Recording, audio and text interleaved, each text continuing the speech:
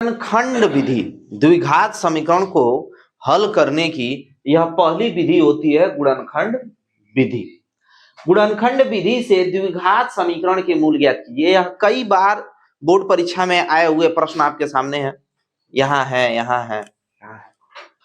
तो हम इससे सबसे पहले हम नॉर्मल सॉल्व करने की सीखते हैं, उसके बाद हम रूट का सॉल्व करने की सीखते हैं, और फिर यह जहां अंदर रूट है और यहाँ दोनों बाहर, इसी तीन तरह के सवालों में आपको सब मिल जाएगा। तरीका आपका एक ही है, आप इसे बस ध्यान से देखिएगा। हम इसे आदि अंत का गुणा भी कहते हैं। सबसे पहले हमें ध्यान क्या देना होगा कि हम पहचानते हैं कि क्या यह समीकरण कौन सा है, क्योंकि हल करने की विधि सिर्फ गुणनखंड विधि जो है द्विघात समीकरणों को ही हल करती है। ऐसा नहीं है कि आप दो चर वाले रैखिक समीकरण ले लें और आप उसे हल करें। तो सबसे पहले तो आपको यह पहचानना होगा कि यह द्विघात समीकरण है कि नहीं। अगर यह द्विघात समीकरण है तो इसके लिए हमें देखना होगा कि चर राशि जो है, चर राशि पर अधिकतम घात कितनी है, 2 है। तो इस पर हम इस विधि का प्रयोग कर सकते हैं, यानी यह द्विघात समीकरण है, द्विघात समीकरण पर गुणनखंड विधि लगाया जा सकता है। अब सबसे पहला काम आपको क्या करना होता है कि हम सबसे पहले चिन्हों को ध्यान में रखते हैं, इसीलिए हम इसे आदि अंत का गुणा भी कहते हैं। आदि में है हमारे कुछ कोई चिन्ह नहीं है तो धन चिन्ह है, और अंत में भी कौन सा चिन्ह है, धन है। तो धन चिन्ह का गुणा हम धन चिन्ह के साथ कराए, तो धन चिन्ह का गुणा धन चिन्ह के साथ कराते हैं तो क्या आता है, धन ही आता है। इसीलिए हम इसे आदि अंत का गुणा भी बुलाते हैं। तो आदि में भी धन चिन्ह है और अंत में भी धन चिन्ह है, तो धन का धन में गुणा होता है तो क्या आता है, धन। इसका मतलब आपको यह जो बीच वाली राशि है इसे क्या करके लाना है, जोड़ करके लाना है, धन करके लाना है। अब हम आते हैं अंकों पर। चिन्ह के बाद तुरंत आप अंक पर आइए।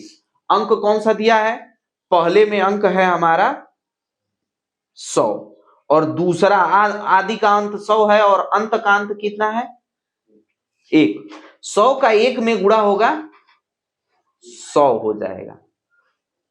बस आपको यही ध्यान देना है।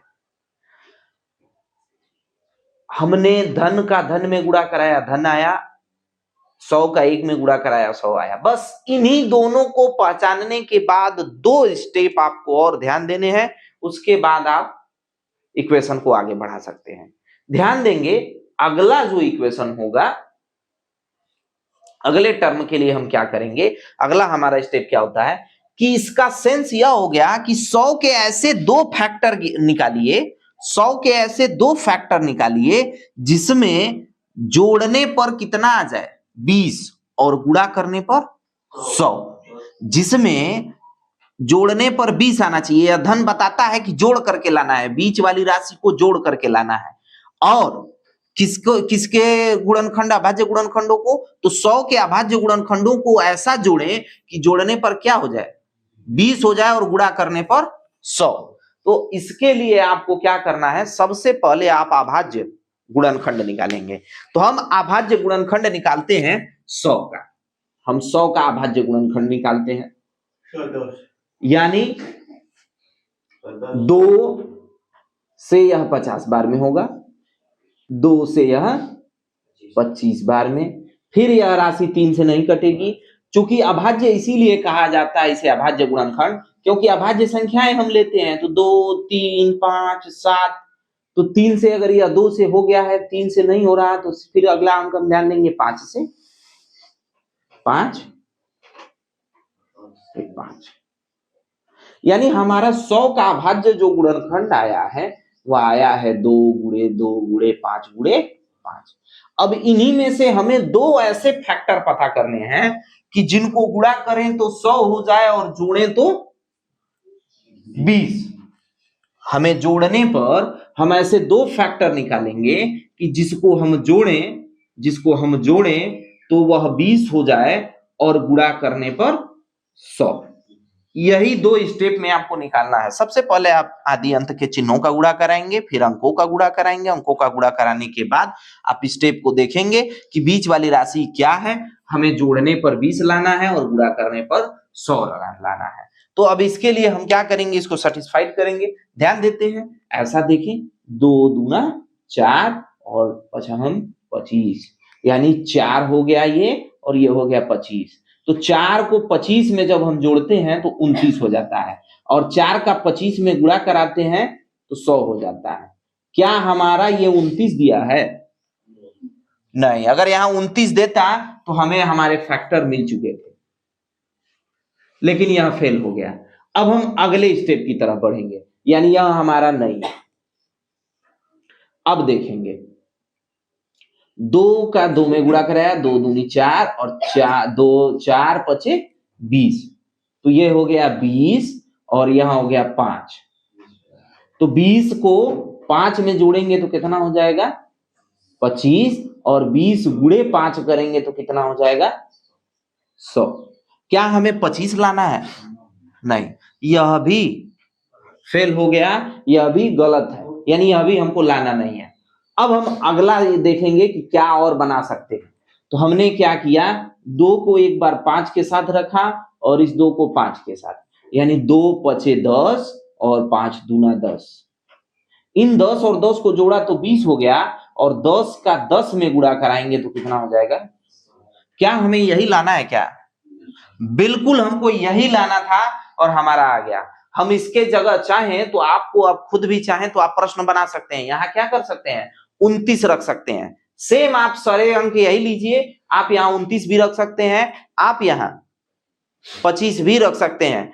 आपका क्वेश्चन आप चाहें तो इसे 3 क्वेश्चन खुद ही बना सकते हैं।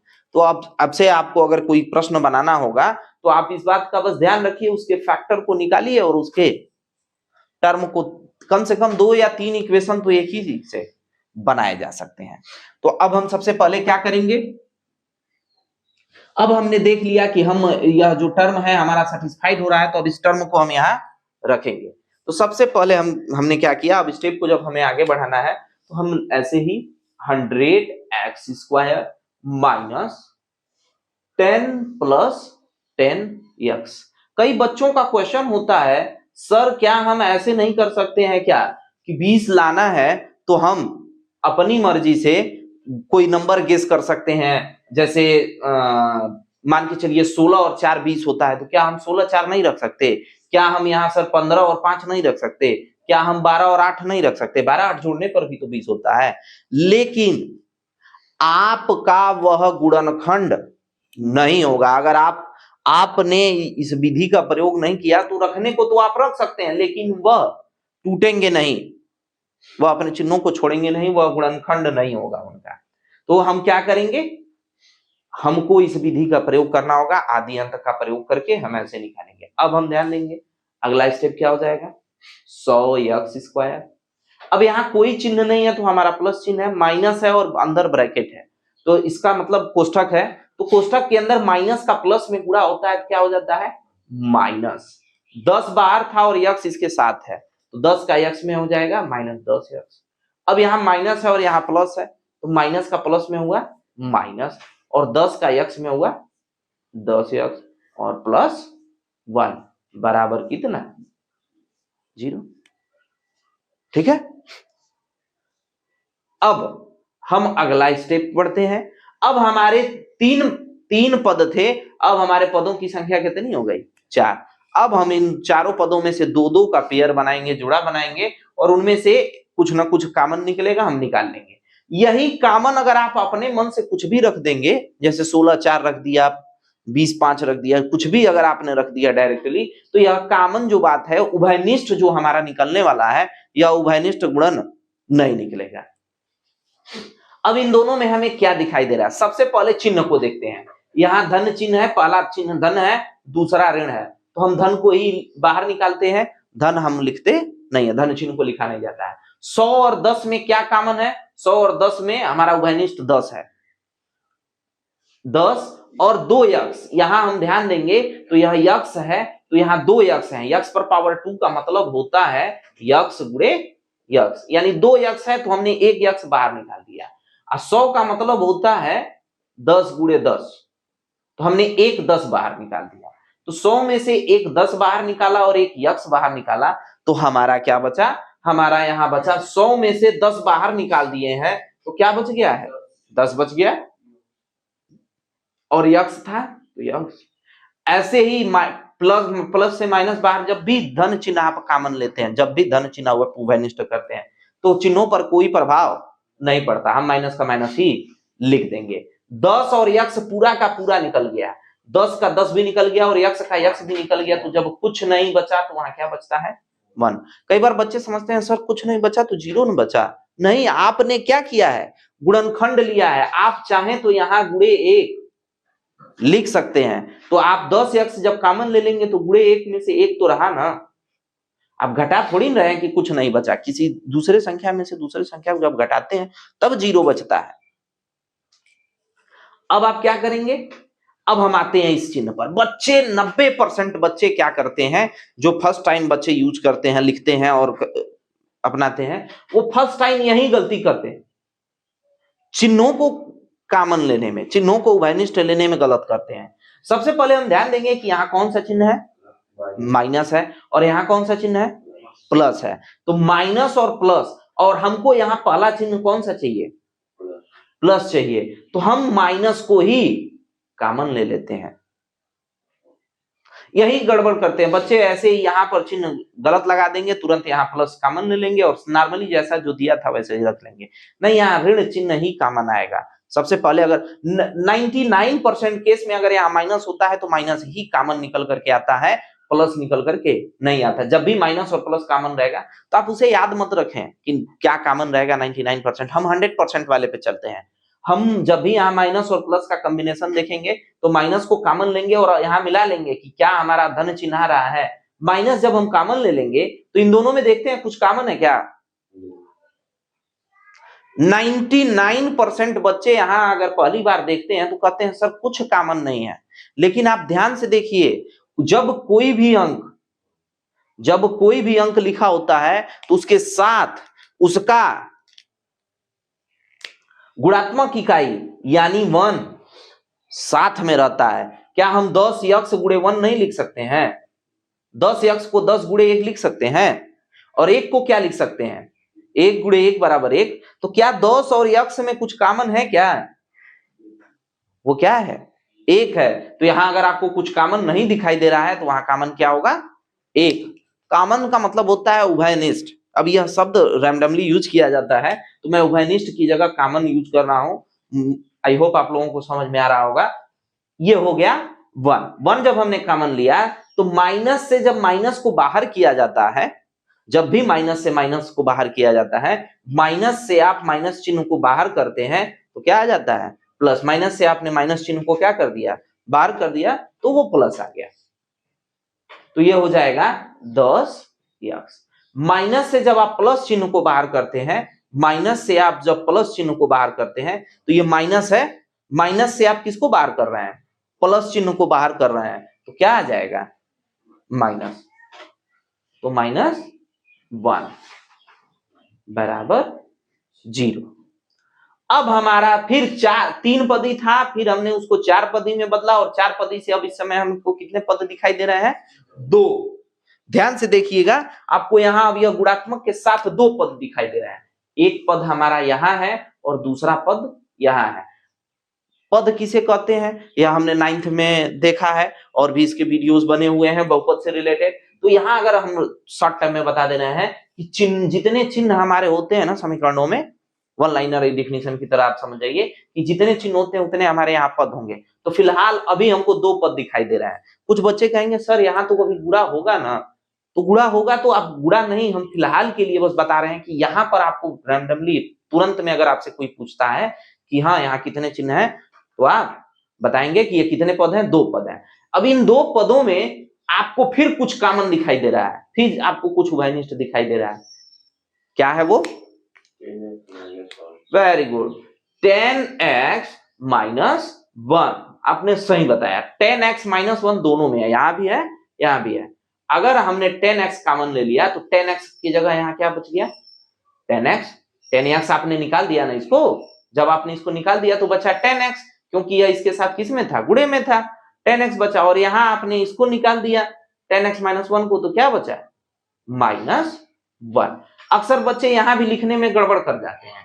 ये इसके चिन्ह के साथ लिखा जाता है। ये -1 बचा है तो -1 लिखे, +1 बचता तो +1 लिखते, बराबर 0। अब हमारा लगभग 90% प्रश्न सॉल्व हो गया। चूंकि हमको मूल ज्ञात करना है, ये आपके क्या कहलाते हैं, गुणनखंड। यह खंड है गुणन का, गुणन के रूप में खंड है, तो यह गुणनखंड है, इस समीकरण का गुणनखंड हो गया। अब हमको मूल निकालना है, शून्यक निकालना है, इसके हल निकालने हैं। तो क्या करेंगे, हम लिखेंगे अतः 10x - 1 बराबर 0। तो 10x बराबर -1 इधर आएगा तो क्या हो जाएगा, +1। और यहां यक्ष के साथ गुणे में है, तो यहां गुणा जब भी विपरीत दिशा में आता है, जब भी विपरीत बराबर के इधर आता है, तो गुणा भाग हो जाता है, भाग गुणा हो जाता है, धन ऋण हो जाता है, ऋण धन हो जाता है। आपने यही देखा है। तो यक्ष क्या है, यक्ष गुणे 10 है, तो इधर आकर के क्या हो जाएगा, बटे 10। अब दूसरा एक और आपके पास यहां दे रखा है। आप जब भी पेपर में करेंगे तो आप ध्यान रखेंगे कि आप बगल में न करें, आप यहां न करें, आप नीचे से, क्योंकि आपको पूरी छूट दी गई होती है, आप आगे से कर सकते हैं। तो हम लिखेंगे या, कई बच्चे यहां तथा भी लिख देते हैं। आपका 100% सही है, यहां या आपको लिखना चाहिए। या मतलब इन दोनों दो है ना हमारे पास, तो दोनों में से एक का हमने, या तो यह बराबर हो सकता है 0 के, और नहीं तो यह बराबर हो सकता है 0 के। दोनों में से कोई एक हो सकता है। मान लीजिए यक्ष, पहले को हमने यक्ष मान लिया, तो दूसरे को 0 मानना तब भी 0 होगा, या दूसरे को 0 मान लिया, पहले को यक्ष मान लिया, तो भी वो 0 होगा। दोनों में से कोई एक तो होगा इसका, तभी ये 0 आ रहा है, क्योंकि यह गुणे में है। तो या चिन्ह लिखेंगे। अगर आप तथा भी लिखते हैं तो गलत नहीं माना जाता है, लेकिन आप या लिखेंगे तो सबसे बढ़िया रहेगा। 10x - 1 बराबर 0। तो 10x बराबर 1, तो x बराबर 1/10। अब इस बात को आप ध्यान रखें कि यह जो है आपका, जैसे यह कि संभावित घटना हुई है कि दोनों के दोनों गुणनखंड क्या आ गए हैं, एक जैसे आ गए हैं, लेकिन यह कोई जरूरी नहीं है कि यह एक जैसे ही आए। तो आप यहां लिखेंगे आंसर, इसके जगह आप उत्तर भी लिख सकते हैं। Answer x = 1/10, 1/10। आप इसके यक्ष के दो मान आए हुए हैं, 1/10 और 1/10। आप इस उत्तर की जांच भी कर सकते हैं कि आपका उत्तर सही आया है कि नहीं। तो इसके लिए मैं थोड़ा सा तेजी में आपको थोड़ा सा फास्ट करके बता रहा हूं कि आपका उत्तर सही है कि गलत है। आप खुद ही जांच कर सकते हैं। आप क्या करिए कि यह जो वैल्यू दोनों आए हुए हैं, ध्यान रखिए, दोनों वैल्यू को एक एक करके आप समीकरण में रखेंगे और वह समीकरण को क्या करेगा, संतुष्ट कर देगा। समीकरण को संतुष्ट कर देगा तो वह उसका हल माना जाएगा। हम यहां चाहें तो उत्तर की जांच कर सकते हैं, उत्तर की जांच किया जा सकता है। हमने क्या किया, 100x² - 20x + 1, यह वैल्यू हमने नोट कर ली। हम इसमें यक्ष के जगह रख रहे हैं, हमारा यक्ष का जो भी मान आएगा, दो मान आएंगे, दोनों को एक एक करके रखेंगे हम। तो हम रख रहे हैं 1/10, यक्ष के जगह हम 1/10 रखेंगे। इससे आपको पता चल जाएगा कि आपका उत्तर सही है कि नहीं। खुद ही जांच कर सकते हैं, आपको किसी उत्तर माला की जरूरत नहीं है। धन्य। तो अब क्या हो जाएगा, 100 गुणे 1/1 का स्क्वायर 1 होता है, और 10 का वर्ग 100 होता है। अब -20 गुणे 1/10 + 1, 100 से 100 कट जाएगा, यहां 10 दूना 20 हो जाएगा। तो 1 - 2 + 1, तो ये कितना हो जाएगा, 2। 1 और 1 हो जाएगा 2, 2 - 2 = 0। तो आपका दोनों उत्तर, चूंकि मैं दोनों को एक एक करके रख के जांच करता है, लेकिन दोनों के दोनों सेम है, तो इसका मतलब दोनों का उत्तर एक ही आएगा, तो यह 0 है। अगर आप कभी कभी ऐसा भी होता है ना आपके साथ उत्तर जांच करते समय कि पहले वाले को आप रखते हैं तो आ जाता है और दूसरे वाले को रखते हैं तो नहीं आ सकता है। ऐसा नहीं है कि आप सिर्फ पहले वाले को रख करके जांच करके छोड़ दें, आप दूसरे वाले को भी रख करके जांच करके छोड़िए, क्योंकि दोनों की जांच कर देने से आप 100% सही माने जाएंगे। हो सकता है आपके साथ कोइंसिडेंस हो कि दूसरे वाले पर न आए, ऐसा होता है कई बार। ठीक है, अब हम आते हैं रूट वाले क्वेश्चंस पर। हमने एक आसान क्वेश्चन आपके लिए लिया और वह हो गया। अब रूट वाले क्वेश्चन से बच्चे और डरते हैं, कहते हैं सर गुणनखंड विधि से रूट और हमको समझ में नहीं आता।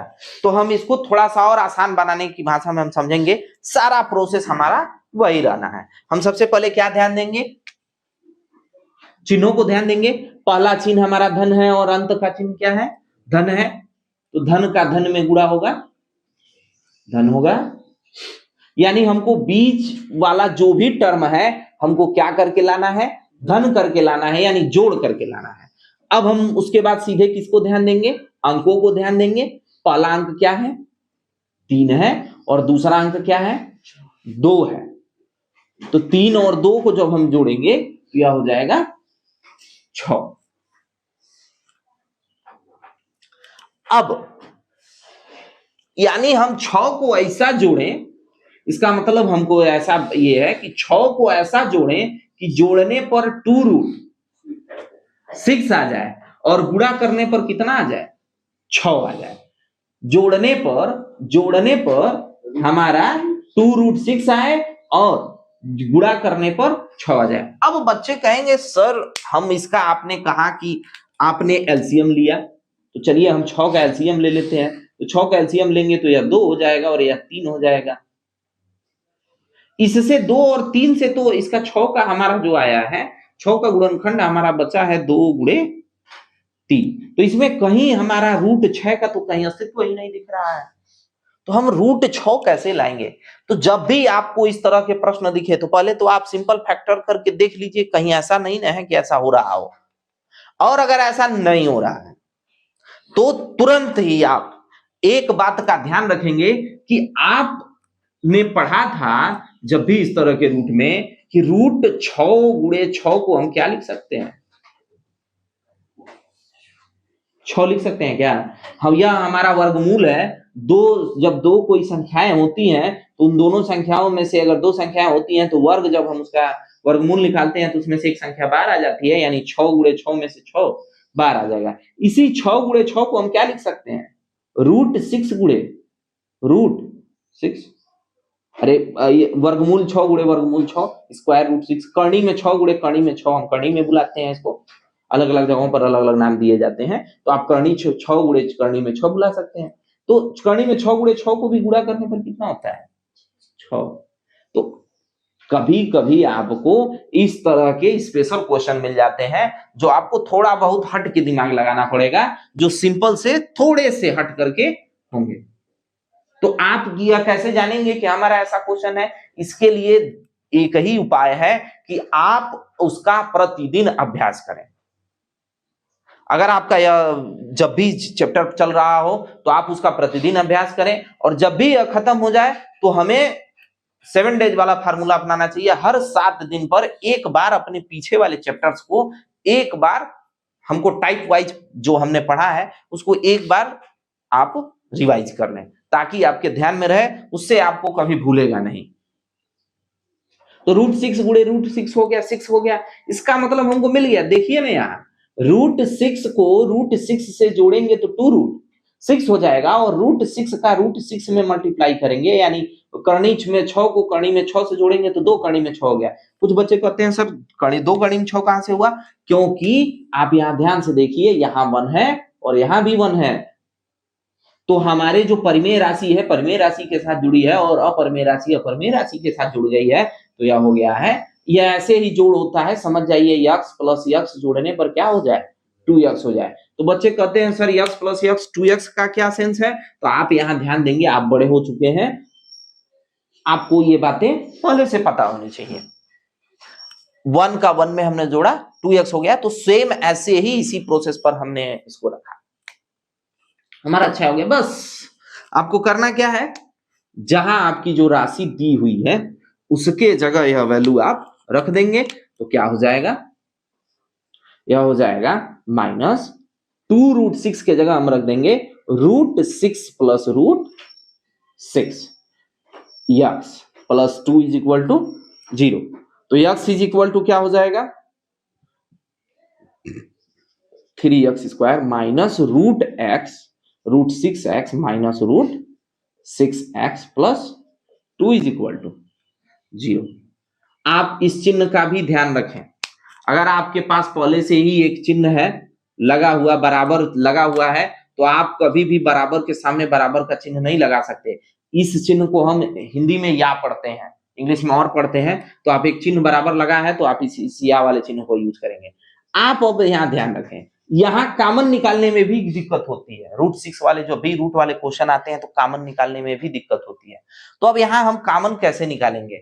तो इस कॉमन को अब कोई बच्चे कह रहे हैं सर यक्स तो हमको कॉमन दिखाई दे रहा है, लेकिन हमको कोई और भी अंक कॉमन दिखाई दे रहा है क्या? बिल्कुल दिखाई देना चाहिए। 3 को हम देखिए ध्यान से, 3 को हम क्या लिख सकते हैं? 3 को 3 इंटू 3 लिख सकते हैं रूट में, तो इसको हम लिख सकते हैं √3 इंटू √3। ऐसे ही हम 6 को लिख सकते हैं √3 इंटू 2।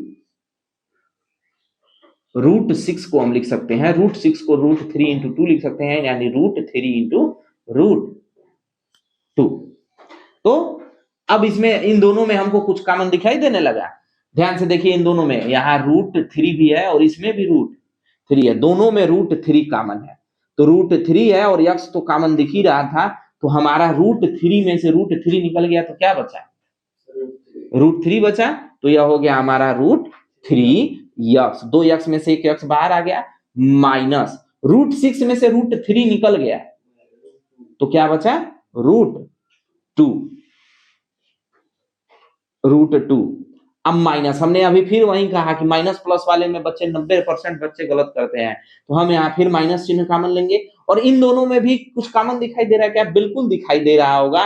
√2 को हम लिख सकते हैं √2 इंटू √2। और ध्यान से देखिए, √6 में √3 और √2 भी था, तो हम 2 से 2 कॉमन का ले सकते हैं, तो दोनों में √2 भी कॉमन है, तो हमारा बच जाएगा √3 और यक्स माइनस √2 में से एक √2 निकाल दिए तो √2 बचा है, और √6 में से √2 बाहर निकाल दिए तो क्या बचा है?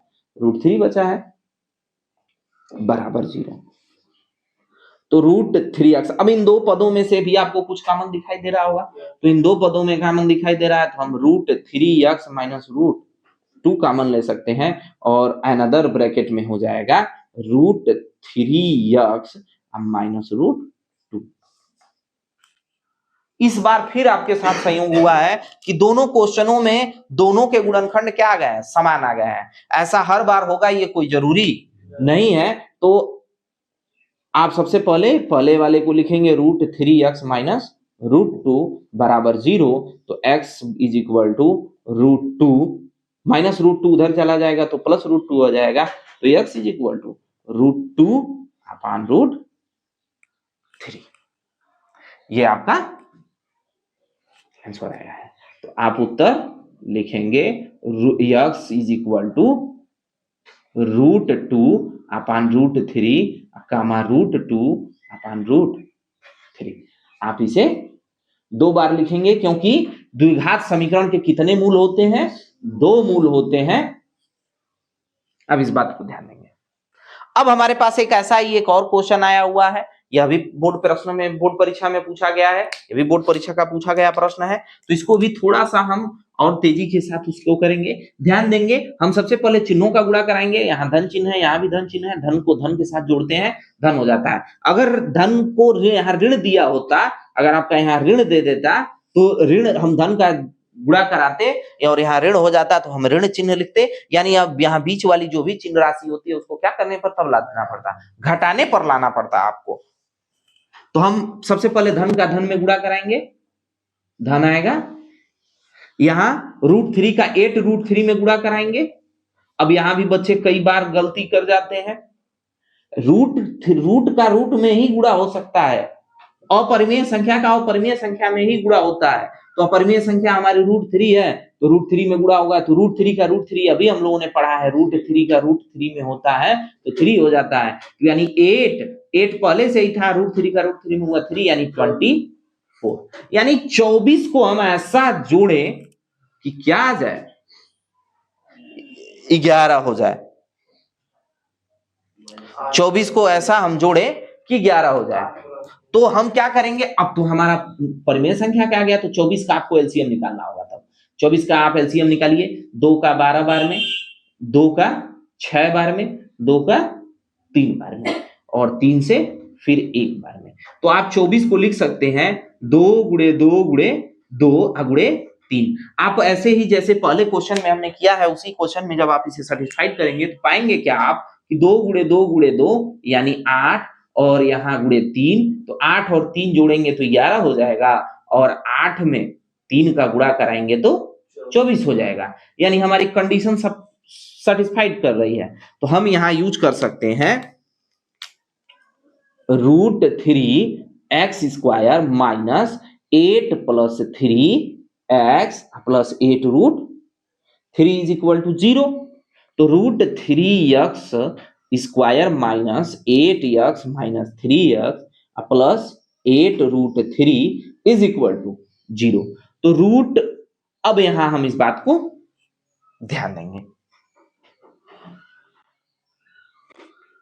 कि हम यहां कॉमन निकालेंगे। तो सबसे पहले हमारा कॉमन दिखेगा, तो क्या हमारा x कुछ कॉमन दिख रहा है, बिल्कुल x हमारा कॉमन दिख रहा है। तो x जो हमारा हमने यहाँ उभयनिष्ठ निकाला, x टू उभयनिष्ठ निकाल लिया तो बचा √3x माइनस 8। इसमें अब फिर माइनस प्लस का चिन्ह आ गया है, तो माइनस हम कॉमन ले लेंगे और 3 में से √3 होता है तो √3 को बाहर निकालेंगे तो यह हो जाएगा √3x। 2 3 में से 2 अभी हमने देखा कि 2 रूट में से एक रूट बाहर निकल गया तो एक रूट बचा ना, तो एक √3x माइनस 8, क्योंकि माइनस से माइनस चिन्ह को बाहर निकाला प्लस और प्लस से माइनस को बाहर निकाला माइनस इज इक्वल टू 0। तो यहाँ हमारा √3x माइनस 8 कॉमन हो गया और यहाँ हो गया x माइनस √3 बराबर 0। आप यहाँ ध्यान से देखेंगे, देखिए इस बार क्या हुए, इसके गुणनखंड अलग अलग आ गए तो इसके मूल भी अलग अलग आएंगे। तो सबसे पहले हम लिखेंगे अतः √3x माइनस 8 बराबर 0। कई बार बच्चे क्या करते हैं, यहीं ला करके छोड़ देते हैं। आप ध्यान रखिएगा, आपसे क्या पूछा है, मूल पूछा है, गुणनखंड नहीं पूछा है कि आप यहीं आंसर कर देंगे। आपको मूल निकालने के लिए आगे 2 स्टेप और चलना होगा।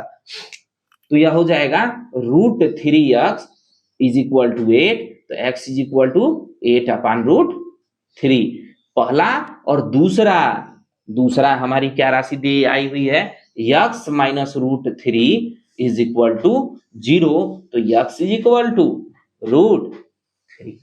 ये हो गए आपके आंसर। 2 आंसर आए हैं x के, क्योंकि द्विघात समीकरण के जिस भी समीकरण होता है, द्विघात समीकरण में 2 मूल होते हैं, त्रिघात समीकरण में 3 मूल होते हैं, चतुर्घात समीकरण में 4 मूल होते हैं। तो इसके 2 मूल हमें लिखने होंगे, 8 अपान √3 और यह √3। आप इसके उत्तर की जांच स्वयं करेंगे और जांच करने के बाद इस बात का ध्यान रखेंगे कि यह जो है सही आया है कि नहीं सही आया है। इसे आप खुद ही जांच कर सकते हैं कि उत्तर सही है कि नहीं सही है।